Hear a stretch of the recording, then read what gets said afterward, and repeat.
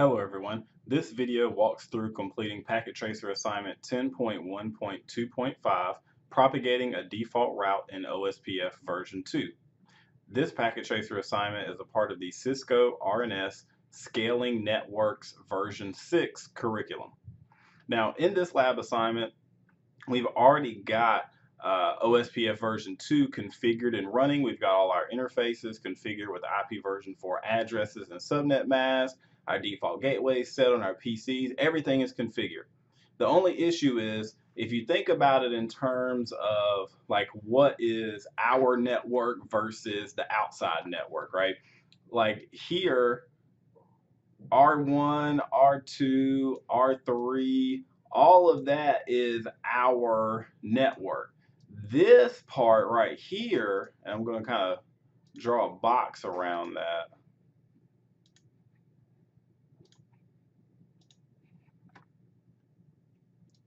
This is the outside network, okay? Not that interface, okay? Just this part right here. All right, we'll just leave it there. So pretty much from here over, that is still a part of ours, all of this. This right here, after it leaves R2 on this interface on the 209 network through the internet to the web server, all that we do not control. So we cannot advertise that in our OSPF updates because this is subject to change. A lot of times when you get especially if it's not a static address, if you pay for a static address from your internet service provider, you may know what that's going to be, but you still can't really advertise that because you don't know the IP address of the other end, okay? So you don't really know the whole network. You may just know your own. Now here they do have a label, but a lot of times you may just know your own IP address, not the whole network. So what we want to do here is we want to put anytime you guys want to reach anything, and this is our network, right? Our private network. Anytime you want to reach anything that's not listed in our OSPF updates, send it out to the outside internet, and hopefully that will, get it to the right place. Now, again, a default route, remember, is all zeros for IP version 4, or an IP version 6 is just a : /0.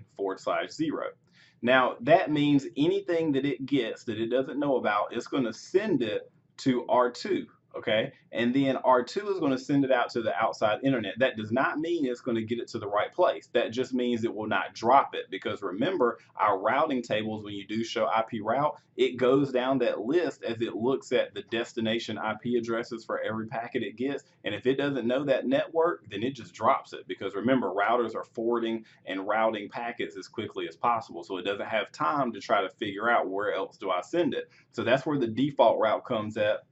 And it's usually listed at the very bottom. It's the last thing it checks for. It's kind of like a gateway of last resort almost, okay? So what we'll do here is configure this on R2.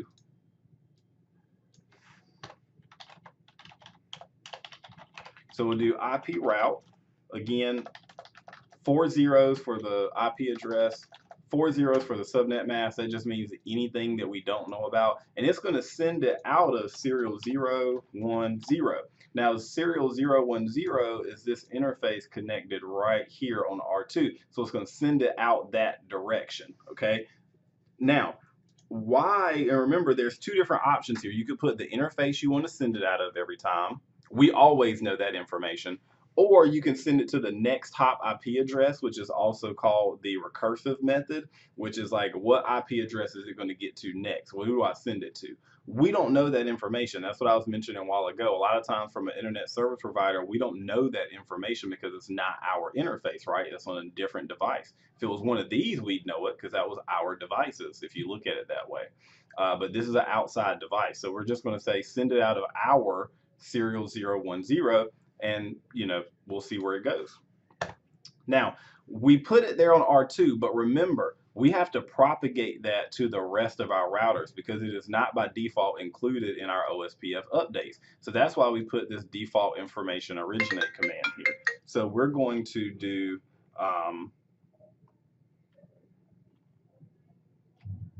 router OSPF, and let's see. I don't know what our OSPF number is, so let me do a show run, our process ID. It looks like OSPF 1, okay? So I'm gonna do a router OSPF1. That's important. Can't put in the wrong one. And then default information originate. Hit enter, and that will propagate our updates. And if we do a show IP route now, you'll notice down here at the bottom it says static, and we've got our default route. Okay, it's a candidate for default. Now let's look at what it looks like on R1.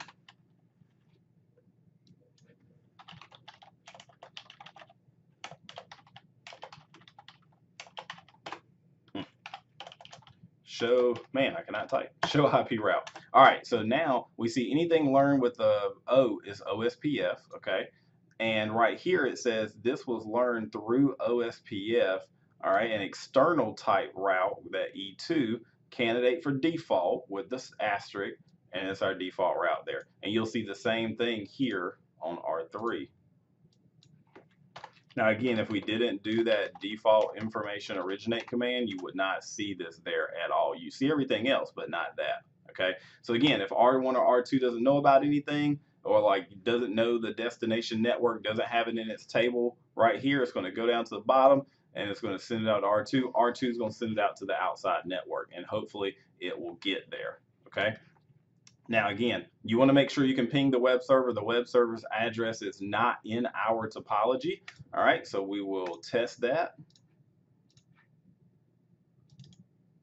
All right, and then when I said not in topology, I meant not in our OSPF updates. So you see there, everything is successful. So now anytime that, again, PC3 sends it to R3, it says, I have no idea who 64.100.1.2 is, but I'm going to send it to R2 and let it send it out to the internet, and hopefully somebody knows how to get there. So that's it. Pretty simple. For OSPF, it's default information originate. Remember, for EIGRP, it is redistribute static for that same purpose of the command. All right, so that completes this lab assignment, and hopefully that explains how to propagate that default route.